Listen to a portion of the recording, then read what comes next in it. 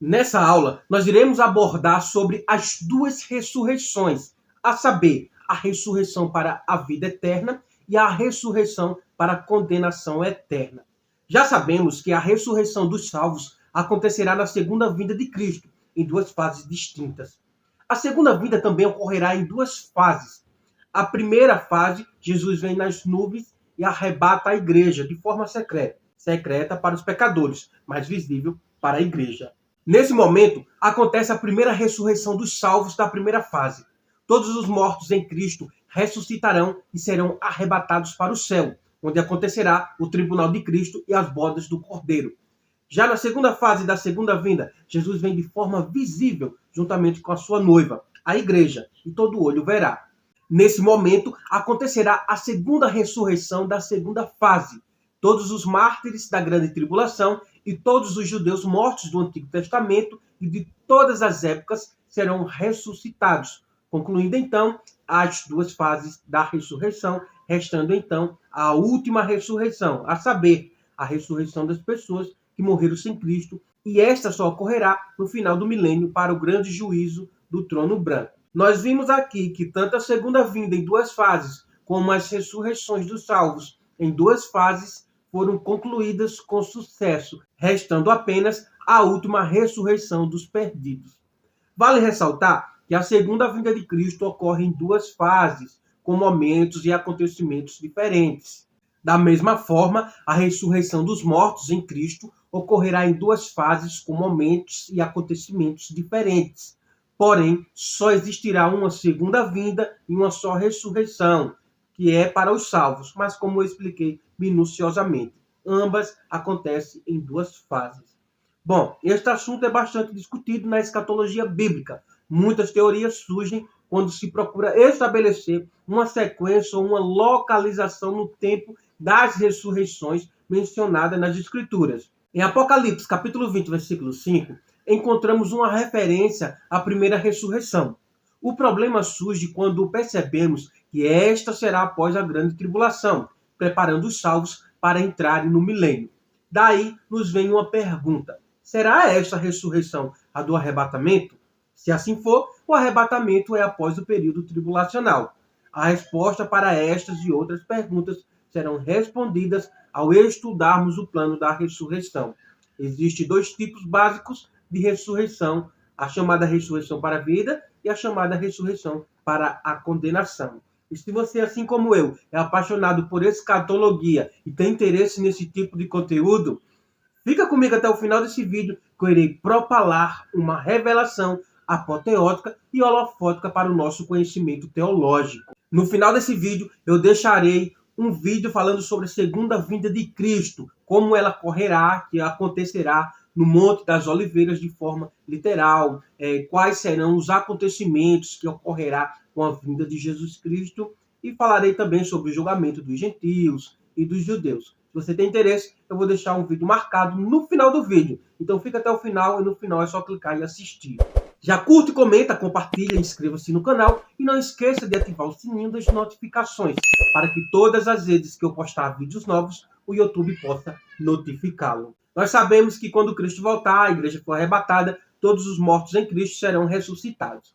E fica também uma pergunta que talvez você tenha dúvida: quando ocorrerá a ressurreição dos judeus? Eu irei também falar sobre isso. A ressurreição dos judeus ocorrerá na segunda fase e eu irei explicar melhor. Porém, vamos enfatizar agora a ressurreição para a vida eterna. A ressurreição para a vida eterna é encontrada com outras apresentações, porém o sentido é o mesmo. Exemplo, em Lucas, capítulo 14, versículo 14, é chamada de ressurreição dos justos. Já em Hebreus, capítulo 11, versículo 35, é chamada de menor ressurreição. E Apocalipse, capítulo 20, versículo 6, diz: bem-aventurado e santo aquele que tem parte na primeira ressurreição. Sobre estes não tem poder a segunda morte, mas serão sacerdotes de Deus e de Cristo, e reinarão com ele 1000 anos. Esta difere da ressurreição para condenação no que se refere à razão e consequência. Aos que forem vivificados serão prometidas bênçãos e recompensas. Veja Mateus, capítulo 22, versículo 30, e Apocalipse, capítulo 20, versículo 6. Quanto ao texto de Apocalipse, o capítulo 20, versículo 5, onde é mencionada a primeira ressurreição, O problema que esta referência traz é a respeito de sua ligação com o arrebatamento. Ou seja, os pós-tribulacionistas acreditam que esta é a mesma ressurreição mencionada por Paulo em sua carta aos Tessalonicenses, onde Paulo vai dizer: porquanto o Senhor mesmo, dada a sua palavra de ordem, ouvida a voz do arcanjo e ressoada a trombeta de Deus, descerá dos céus e os mortos em Cristo ressuscitarão primeiro. Depois, nós, os vivos, os que ficarmos, seremos arrebatados juntamente com eles para o encontro do Senhor nos ares, e assim estaremos para sempre com o Senhor. Veja a primeira carta de Tessalonicenses, capítulo 4, versículos 16 e 17. No entanto, há um erro fatal nesta colocação, pois despreza a explicação dada nos mesmos versículos onde é mencionada a primeira ressurreição, onde lemos: eu vi tronos, e assentaram-se sobre eles aqueles a quem foi dado o poder de julgar. E vi as almas daqueles que foram degolados pelo testemunho de Jesus e pela palavra de Deus, e que não adoraram a besta nem a sua imagem, e não receberam o sinal na testa nem na mão. E viveram e reinaram com Cristo durante 1000 anos, mas os outros mortos não reviveram, até que os 1000 anos se acabaram. Esta é a primeira ressurreição. Apocalipse, capítulo 20, versículo 4, você verá isso. O texto deixa bem explícito que ressurgirão no fim da grande tribulação os que foram degolados pelo testemunho de Jesus e pela palavra de Deus, e que não adoraram a besta nem a sua imagem, e não receberam o sinal na testa nem na mão. Ou seja, os que morreram durante o período tribulacional. Então isso aqui não tem nada a ver com o arrebatamento. Mas então a que se refere esta primeira ressurreição? E com certeza você já deve ter se perguntado. Bom, como vimos anteriormente, esta faz parte do grupo de nomes que se refere à ressurreição para a vida. Ou seja, todas as ressurreições dos salvos formam um grupo da ressurreição que vem como prêmio aos servos de Cristo. Por isso, João disse: bem-aventurado e santo é aquele que tem parte na primeira ressurreição. Sobre esses, a segunda morte não tem autoridade. Paulo, aos Coríntios, nos fala desta vivificação futura para os crentes em Jesus Cristo, que acontecerá no arrebatamento, trazendo um ensinamento sólido contra qualquer falso ensino, pois tentam associar a do arrebatamento com a que acontecerá no final da grande tribulação. O texto encontra-se em 1 Coríntios capítulo 15, versículos 22 e 23. Estes dois versículos trazem verdades que precisam ser analisadas em separado, para que tenhamos um melhor entendimento. A primeira está no versículo 22 do capítulo 15 de 1 Coríntios. Porque assim como em Adão todos morrem, assim também todos serão vivificados em Cristo. Neste ponto, muitos podem deduzir uma só ressurreição, ou seja, toda a humanidade um dia será vivificada em Cristo, o que torna a doutrina em heresia. No entanto, isso não faz parte do pensamento de Paulo, nem tem relação com a linha de raciocínio que ele quer traçar aqui. O que está em sua mente é o mesmo paralelo traçado em 1 Coríntios, capítulo 15, versículo 45. Pois assim está escrito: o primeiro homem, Adão, foi feito alma vivente. O último Adão, porém, é espírito vivificante. Isto é, o primeiro Adão, o Adão do Éden, foi feito um homem natural. Tendo pecado, ficou sujeito à morte física e sofrendo a morte espiritual, como nós vemos em Gênesis, capítulo 2, versículo 17. Da mesma forma, os que ainda não estão em Cristo fazem parte desta natureza, ou seja, a morte tem poder sobre eles, diferente dos que agora são justificados por meio da morte vicária de Jesus Cristo, o último Adão, em 1 Coríntios, capítulo 15, os versículos 53 a 57. Estes, mesmo morrendo fisicamente, não estão separados de Cristo. Veja Romanos, capítulo 8, versículo 34 e 36. Ou seja, eles aguardam o momento de sua ressurreição. O que Paulo está fazendo nesse versículo aqui é uma tipologia. Ele está fazendo uma tipologia entre Adão humano e o Adão espiritual, que é Jesus Cristo. Mas o que é tipologia? Tipologia são tipos, são figuras. Exemplo, Adão é a figura de Jesus Cristo.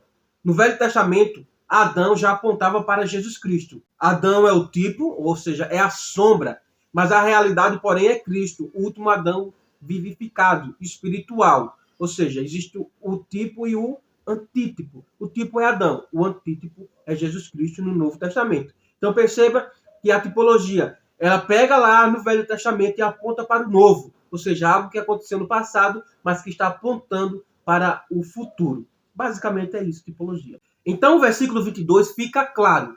Todos que estão ligados a Adão pela natureza pecaminosa e sem a devida justificação morrerão, tendo sido separados de Deus de uma vez por todas. Da mesma forma, os que estiverem ligados em Cristo serão ressuscitados, assim como ele ressuscitou. Por isso ele é chamado de as primícias dos que dormem. Em 1 Coríntios, capítulo 15, versículo 20. Segundo ponto. A segunda verdade neste texto refere-se aos participantes da ressurreição que acontecerá no arrebatamento. O versículo é o 23. Já observamos o 22, agora vamos observar o 23. Cada um, porém, por sua própria ordem. Cristo, as primícias, depois os que são de Cristo na sua vinda. A ordem é determinada neste verso, pois trata não da vinda em glória no final da grande tribulação, mas sim da vinda no arrebatamento da igreja. Veja que Paulo confirma o que disse no versículo 20, dizendo que primeiro será ressuscitado Jesus, que é as primícias, ou os primeiros frutos da colheita. Depois, ou seja, isto é, após um intervalo, os que são de Cristo ressuscitarão na sua vinda.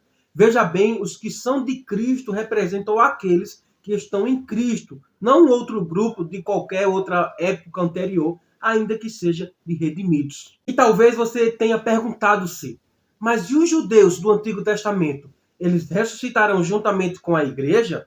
Bom, eu defendo que não, mas existe quem defenda que sim. Eu defendo que os judeus do Antigo Testamento, eles ressuscitarão na segunda fase da primeira ressurreição, porque na primeira fase apenas a igreja ressuscita e os que morreram em Cristo. Outro questionamento bastante interessante é quanto à ressurreição dos salvos do Velho Testamento. Como já vimos, a primeira ressurreição de Apocalipse, capítulo 20, versículo 5, inclui 3 fases que são a ressurreição de Cristo, a da igreja no arrebatamento e a dos salvos da grande tribulação. Para chegarmos a um veredito, ou seja, numa interpretação bem plausível das Escrituras, precisaremos analisar cada uma destas fases para sabermos em qual delas os judeus salvos caberiam. A primeira trata-se da ressurreição de Jesus. Portanto, esta já pode ser descartada. Na segunda também não pode estar incluído os judeus, pois como vimos, esta está ligada aos que são de Cristo, ou seja, a igreja e todos aqueles que morreram em Cristo. Outro fator determinante para não incluirmos a ressurreição dos judeus salvos no arrebatamento se dá por conta de Deus ainda estar tratando com Israel durante o período tribulacional, ou seja, no arrebatamento a igreja terá findado, iniciando o processo de restauração espiritual de Israel. Sendo assim, não há motivos para crer que Deus ressuscitará os judeus salvos no arrebatamento, já que ainda não terminou seu plano para com Israel, cabendo então esta ressurreição no final da grande tribulação, juntamente com os mártires do período tribulacional, e em sequência com a restauração de Israel, para que os judeus vivos que se converteram, juntamente com os vivificados, possam gozar do cumprimento das alianças feitas por Deus para com a nação. Concluímos então que a primeira ressurreição mencionada em Apocalipse, capítulo 20, versículo 5, é composta pela ressurreição de Jesus Cristo, da igreja no arrebatamento, dos salvos da grande tribulação e dos redimidos do Velho Testamento. Agora nós falaremos sobre a ressurreição para a condenação. Esta é assim apresentada em João capítulo 5, versículo 29. E os que fizeram o bem sairão para a ressurreição da vida, e os que fizeram o mal para a ressurreição da condenação. Também chamada de segunda morte, é diferente da anterior. Esta não traz nenhum tipo de benefício, mas está totalmente ligada à condenação eterna. João, ao mencionar a primeira ressurreição, em Apocalipse capítulo 20, versículo 5, fala também a respeito dos que não participaram dela, dizendo: os restantes dos mortos não reviveram até que se completassem os 1000 anos. Isto é, os não salvos de todos os tempos não ressurgirão antes que se cumpra a era milenar. Estes são os que morrem em Adão, de acordo com 1 Coríntios, capítulo 15, versículo 22, e nós já analisamos esse versículo. Algo que se pode perceber é que em todo o capítulo 15 de 1 Coríntios, Paulo nunca faz menção a este grupo de ressurretos. Só vamos encontrá-los em Apocalipse, capítulo 20, versículo 11 e 15, no juízo do grande trono branco e após o milênio. No versículo 12 dessa passagem, João diz que as bases do julgamento serão as obras de cada um. O versículo diz: e os mortos foram julgados segundo as suas obras, conforme o que se estava escrito nos livros. O livro da vida, mencionado no versículo 12, indica um controle por parte de Deus, contendo os nomes de todos os genuinamente convertidos. O resultado não pode ser modificado, não há revisão de caso ou uma nova audiência. Quem não tiver seu nome escrito será condenado, simples assim. Algo interessante é que nenhum deles terá seu nome neste livro. Esta parte do julgamento parece indicar a justiça de Deus, de maneira que ele exporá provas cabais contra qualquer argumentação. Sobre o veredito, João diz: e se alguém não foi achado inscrito no livro da vida, este foi lançado para dentro do lago de fogo. E assim nós concluímos o nosso estudo sobre as duas ressurreições. Gostou desse conteúdo? Agregou seus conhecimentos? Ficou alguma dúvida? Deixa aqui nos comentários que eu responderei a todos. A sua dúvida pode ser o tema do nosso próximo vídeo. Na descrição desse vídeo vai estar o contato do suporte técnico, caso você queira esclarecer alguma dúvida relacionada ao tema. É só clicar no link que você será direcionado diretamente para o meu WhatsApp particular. Já curte, comenta, compartilha, inscreva-se no canal e não esqueça de ativar o sininho das notificações, para que todas as vezes que eu postar vídeos novos, o YouTube possa notificá-lo. Irene Quirós Adelfoz, paz do Senhor, meus irmãos.